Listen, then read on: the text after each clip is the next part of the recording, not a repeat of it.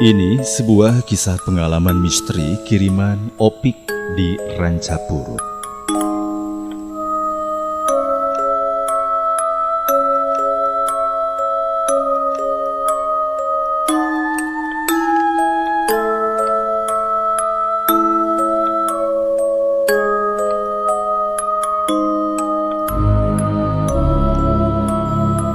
Pagi itu, matahari baru saja terbit.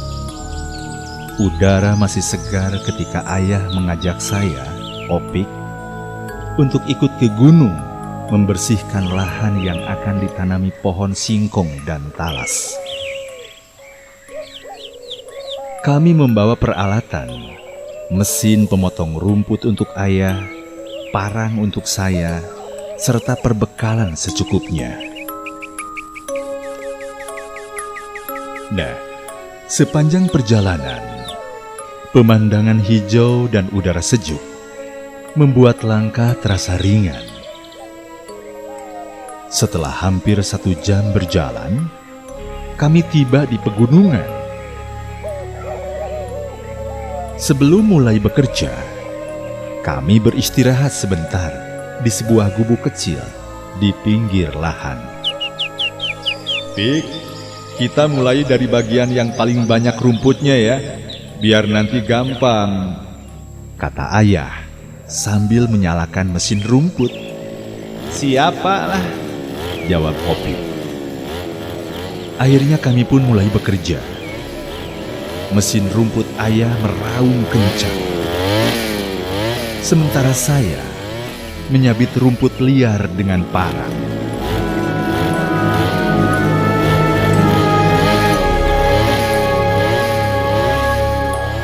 Tak terasa, matahari sudah tinggi.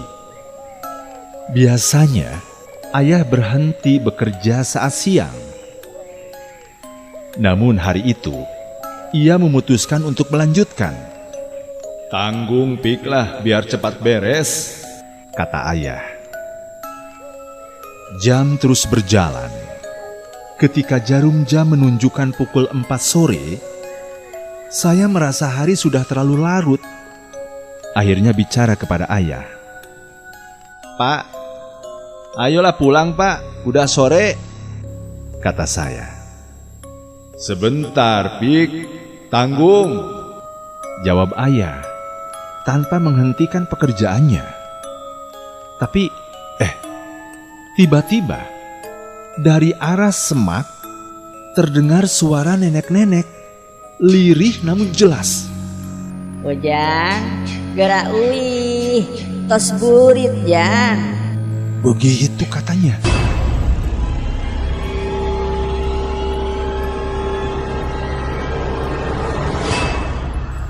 Saat itu, ayah menjawab refleks. Nyanyi kayak sakedap deui nyi, pameng ye, kata ayah. Saya heran. Dari mana suara itu berasal? Tidak ada siapa-siapa di sekitar kami.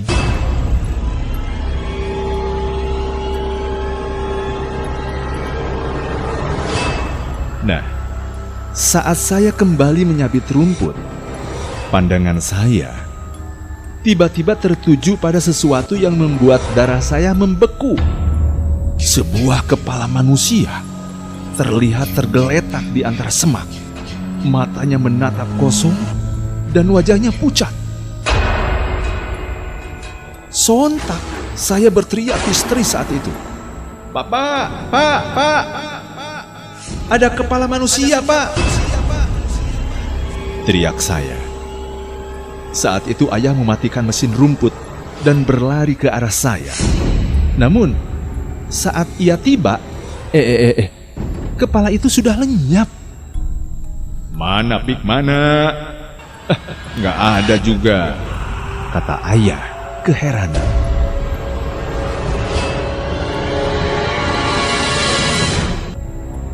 Nah, setelah itu ceritanya, ayah menyalakan kembali mesin rumput, lalu membalikan badan, dan di sanalah kepala itu muncul lagi.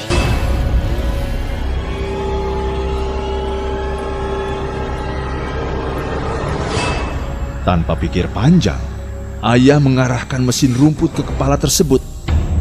Suara mesin meraung dan kepala itu terpental jauh, menghilang di lereng.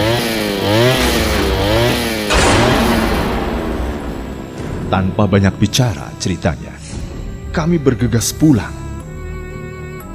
Dan sesampainya di rumah, kami membersihkan diri. Namun tak lama kemudian, loh, wajah ayah tiba-tiba mulai membengkak di bagian pipi, memar, dan kesulitan berbicara.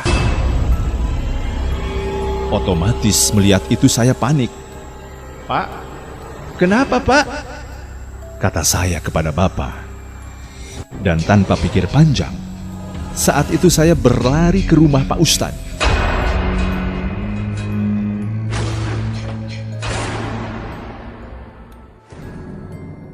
"Assalamualaikum Pak Ustadz, tolong ikut ke rumah saya Pak, ayah saya sakit." "Kenapa ayahmu, Pik?" tanya beliau. "Ke rumah saja dulu Pak," jawab saya, menahan rasa cemas. Ya, singkatnya kami pun kembali bersama. Dan setibanya di rumah, Pak Ustadz langsung memeriksa ayah. "Pik, tadi siang kalian dari mana?" tanya Pak Ustadz. Ya, akhirnya saya menceritakan seluruh kejadian di gunung, termasuk suara nenek misterius dan adanya kepala manusia itu. Mendengar cerita itu, Pak Ustadz menghela napas, lalu berkata, "Nah, ini pelajaran, Pik. Kalau pergi ke gunung, apalagi yang terkenal angker, jangan sampai larut sore. Sebelum asar sebaiknya sudah pulang. Bisa jadi nenek yang menyapa itu sebenarnya sedang memberi peringatan. Sayangnya kalian tetap tinggal di sana." Begitu kata Pak Ustadz. Malam itu, Pak Ustadz membaca doa dan memberikan air ruqyah kepada ayah. Sampai akhirnya perlahan, bengkak di wajahnya mulai berkurang.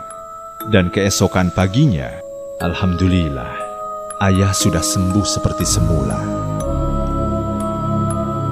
Nah, itu sedikit kisah yang pernah dialami.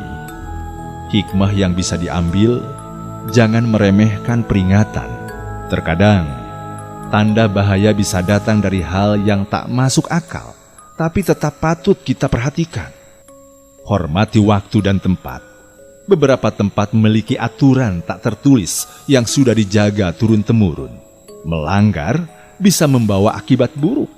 Banyak berdoa saat berpergian, terutama di alam bebas.